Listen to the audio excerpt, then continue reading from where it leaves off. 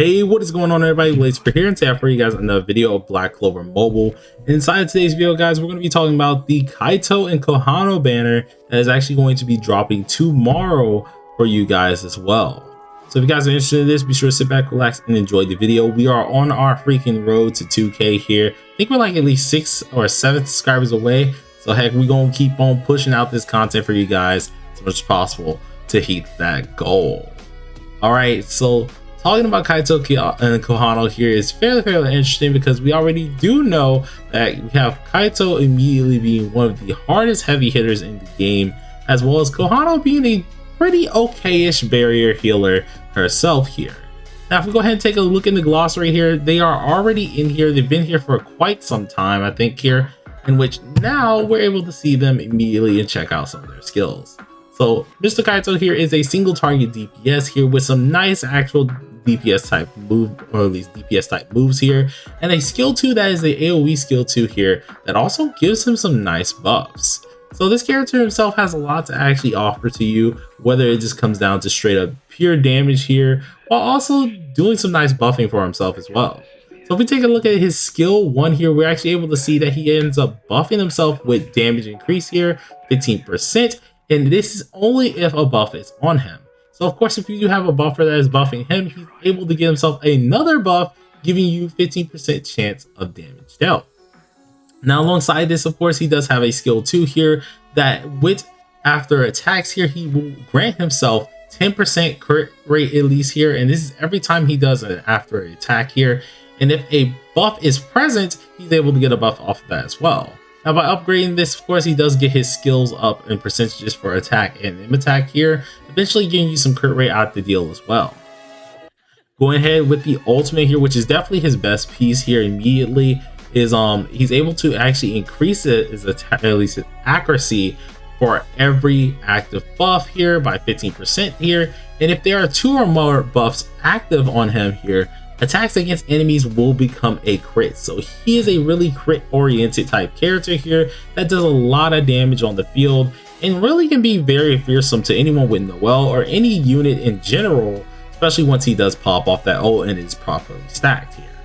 Now with his passive here, he's actually able to grant himself Enthralling Dance, and pretty much when a buff is active here, it ends up granting himself 5% increased endurance, 5% increased damage resistant here, and he's able to actually stack this 5 different times here, in which after he gets the 5 times, he removes them and gains something called Soon to Be Idle for 2 turns, which grants him 30% endurance, 30% damage resistance, or at least 50% damage resistance, and 50% damage dealt here, or maybe I think it was 30%. My mind's a little bit fried after work. But this character himself, after testing him out a lot on JP as well as on CA, I can definitely tell you he's one of the harder people that you definitely would like to have in the future. Though I would say his banner is a little bit of a skippable banner, unless of course you're a whale or something of the sort, mainly because season 3 should be coming up soon, and we don't know if they're going to change that off, at least too quick yet. But let's go ahead and take a look at the skills here, take a little bit of a skill preview for some of you guys who haven't seen it here. In which you have his skill 1, which, as we did say, does stack up a couple little buffs here. But then we have his skill 2, looking pretty darn decent as well here. Actually, I want to get a good look at that here. We do have it in 1x. That's probably why it looks kind of a little weird right now. But we have the skill 2 immediately, and then going in with the skill 3, or the ultimate, dealing a flurry of damaging attacks here that can actually deal a ton of damage as well. So without further ado with this character, he does look pretty darn cool. He is pretty darn good as well. The only issue is with the current things, how everything's going here, he's mainly going to be used a little bit in PvE for the most part, not as much in PvP, seeing that Julius is around and kind of does just anything that he could do kind of better, let's be honest. So let's go ahead and go take a look at Kahano here. Now, Kahano is a barrier healer here that is actually built off of HP, if I am right, at least scaling her barrier off her HP here. So you're going to want to have an HP set regarding for her. Now, with this character, of course, this is just like how Charmy is with Season 3. You don't build her on any type of magic attack here. Everything is going to be based off of her, of course, her HP here, which she does continue as healing, just like Charmy, but she also has this barrier that's actually kind of nice, that she increases defense as well as the HP recovery received. This character is pretty darn nice. The only issue is, I do have to admit, she's kind of like the worst out of some of the healers, to be honest, because you have healers like Mimosa and then S3 Charmy that are so like crazy high inside of the healing spectrum that it kind of makes her seem a little bit iffy of what she can do. But overall, she still is a decent kind of healer here, while she's able to actually provide yourself some all attack buffs here as well, but nothing too crazy.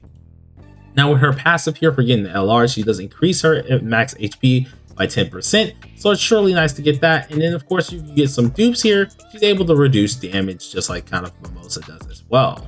Now with her combined attack as well, she gives her partnered mage HP recovery, 20% of her own max HP, while also giving them a level 5 all attack buff here, which is 70% to both attack and magic attack, which is pretty darn good.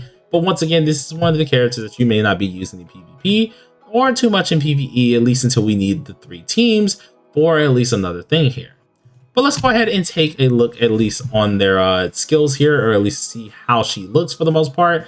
For me, I already know how she looks here, but for some of you guys who don't know, there you go. You have her single target heal that's there, in which then we have the buff, which is a nice little barrier here that actually can tank a little bit if you do build it right. And then of course we do have her ultimate, which is a AoE heal as well here, giving you HP recovery and all attack. So it's always kind of nice to do it. It's pretty much what she has for just Charmy, or what Charmy does, kind of in the at least example. But unfortunately, her healing is a lot less than how Charmy and how Mimosas really are. So it does kind of put her on the end of the spectrum here. Now, if I am correct, of course, her cards are also inside of the game here, so you are able to take a little bit of a look at their cards here. Kiato's card actually isn't that bad. It has a 40% chance to attack after granting 20% increased crit damage here, which is pretty nice for a buff immediately. And even for himself, this card is actually amazing for himself, but kind of iffy on other people. But it does have at least its ups and downs. We'll say that this card is pretty okay, so if you do want to go ahead and get that as well, it's kind of nice to do so. Now when it comes down to at least Kahano's card here, it helps at least her barrier at least, but she also is able to now remove 2 debuffs from her all allies here, which is kind of nice. But the regular passive skill is, upon being hit by a crit, there is a 35% chance to grant all allies 10% of at least their max HP as HP recovery, and this can happen 3 times a battle.